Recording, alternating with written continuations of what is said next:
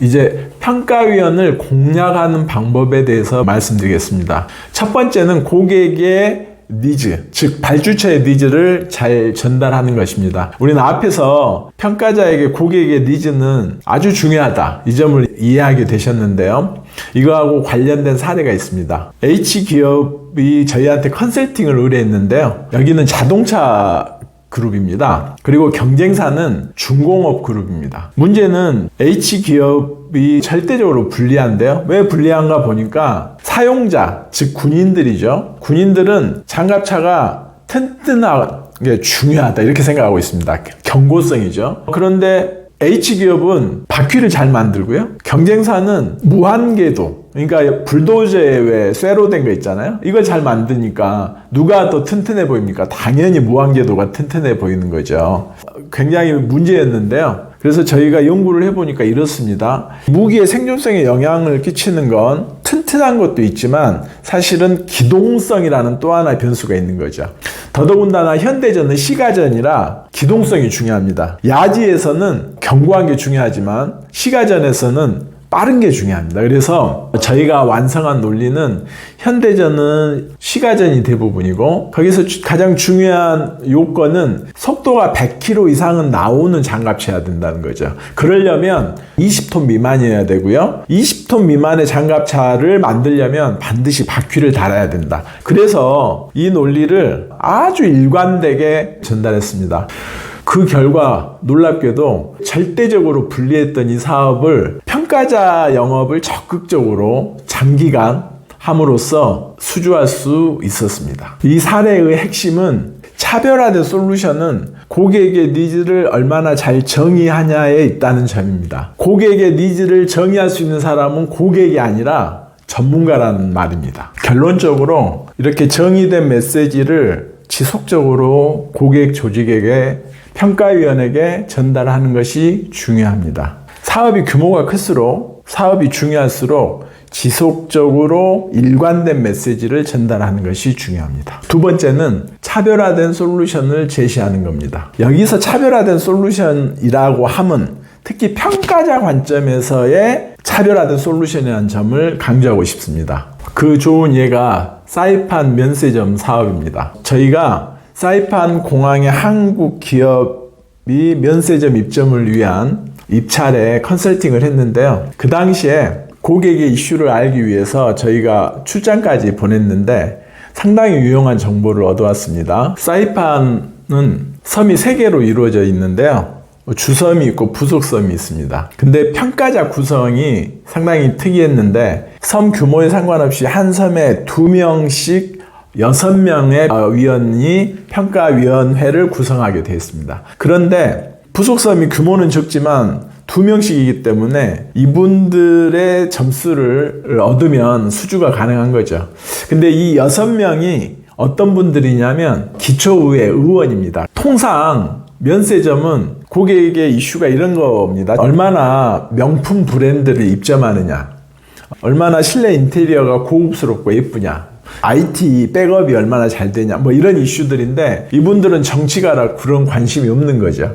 뭐가 관심이 있더냐 이랬더니 이 두 부속섬에 주목을 하는데 한 섬은 학교가 없고 한 섬은 병원이 없는 거예요. 그래서 저희가 그 당시에 저희 고객, 그 다음에 한국의 통신회사, 한국의 온라인 회사 이렇게 컨소시엄을 구성해서요. 섬 2개에는 와이파이를 깔아서 하나에는 온라인 교육 시스템을 구축해주고요. 또 한 섬에는 병원 대신 온라인 진단 시스템을 구축하는 전략을 수립했습니다. 여러분, RFP에 있는 그 내용만 접근한 제안하고요. 이 정치가들이 하고 싶은 수건 사업을 해결해주는, 주민들의 표로 연결되는 이런 사업을 접근하는 거하고 누가 이기겠습니까? RFP에서 요청하는 이슈에 대해서 대응하는 것은 아주 중요합니다. RFP에서 고객이 요구하는 걸 대응하지 못하면 사업을 수주할 수는 없죠. 그러나 RFP에서 고객의 공식적인 요구사항들을 100% 대응해도 수주가 보장되지는 않습니다. 그래서 RFP를 넘어서서 고객이 우리에게 말해주지 않거나 말해줄 수 없는 요구 조건들에 대응하면 사업의 수주 가능성이 높아집니다. 다시 말하면 고객에게는 항상 우리에게 말해주지 않거나 말해줄 수 없는 요구 조건, unstated requirement가 있다는 사실을 명심하셔야 됩니다. 그것은 개인적 이슈일 수도 있고요. 편견일 수도 있고요. 대표적인 게 우리가 앞에서 이야기한 정의되지 않은 니즈, 이런 것들일 수 있습니다. 세 번째로 스토리텔링이 중요합니다. 앞에서 이야기 드렸듯이 특히 통합적 평가자들에게 스토리텔링이 중요합니다. 제가 이제 10년 가까이 조달청 평가위원으로 활동을 했다고 했잖아요. 그래서 제가 프리젠테이션 같은 걸 듣고 나오면 내가 어떤 팀의 점수를 잘 줬지? 이렇게 보면 항상 똑같습니다. 여러 팀들이 발표를 하는데요. 사실 저는 전문성이 낮아서 많은 정보를 이야기하면 기억을 못합니다. 그래서 저는 내가 기억이 나는 팀, 무슨 말을 했는지 내가 이해하는 팀에게 점수를 잘 주고 있더라고요. 평가위원을 만나러 가서 많은 정보를 이야기하는 사람이 있으면 평가위원들은 기억을 못합니다. 그런데 어떤 사람들은 딱 할 말, 메시지만 전달을 하는 사람들이 있습니다. 그 사람들이 스토리텔링을 하는 사람들입니다. 이들은 평가위원을 만나기 전에 미리 준비를 해서 이번 사업의 핵심 이슈가 무엇이고 거기에 대한 우리의 솔루션이 무엇인지를 맥락에 맞게 스토리로 준비해서 가져갑니다. 예를 들어보겠습니다. 제가 오래전에 컨설팅했던 방위산업업체 중에 LIG 넥스원이라고 있습니다. 그때 경쟁사는 삼성탈레스라는 회사였는데요. 저희는 이 사업을 극복하기 위해서 삼성탈레스라는 경쟁사의 이름에 착안을 했습니다. 삼성탈레스, 이 탈레스라는 회사는 프랑스의 방위산업 업체죠. 그래서 삼성과 탈레스의 합자 회사인데요. 이걸 이용해서 이런 메시지를 개발해서 평가위원들을 만났습니다. 이번 첨단 레이더 사업은 전 세계에서 4번째로 개발되는 사업입니다. 따라서 이번 사업은 토종기업 LIG 넥스원이 반드시 개발해야 됩니다. 그래야 해외 유출의 위험이 없고 해외 유출이 되지 않아야 이 기술이 완성되면 세계에 수출할 수가 있습니다. 토종기업 LIG 넥스원에게 기회를 주십시오. 이 메시지를 개발을 해서 고객을 만날 때마다, 그리고 아주 각계 다양한 고객들, 방위사업청 직원, 국방과학연구소 박사님, 외부 전문가나 교수님들, 그리고 또 엑스포에서, 세미나에서, 사적인 자리, 저녁 식사에서 2년 넘게 이 메시지를 아주 일관되게 말씀을 드렸던 거죠. 그 결과 아주 불리한 사업을 수주할 수 있었던 경험을 했습니다. 마무리하겠습니다.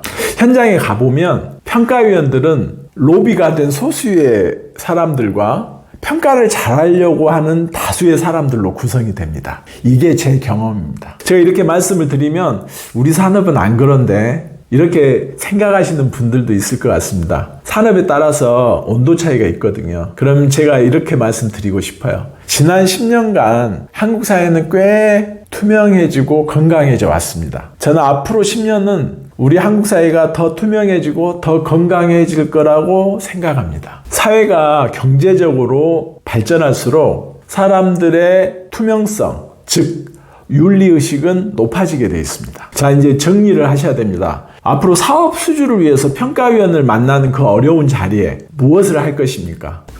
개인적으로 좋은 관계를 맺으려고 노력한다든지 로비로 좋은 점수를 따려고 노력하기보다는 전문가가 돼서 만나는 겁니다. 만약에 평가위원들이 여러분을 만나고 로비스트로 인식했다면 여러분은 포지셔닝에 실패한 겁니다. 여러분을 만나봤더니 현장에 생생한 경험과 지식을 얻을 수 있어서 너무 좋았어, 귀해. 그러면 평가위원들은 여러분을 자꾸 만나고 싶어 할 것입니다. 전문가가 되어라. 그리고 전문가가 되어서 평가위원을 만나라. 이게 제가 마지막으로 드리고 싶은 제안입니다. 감사합니다.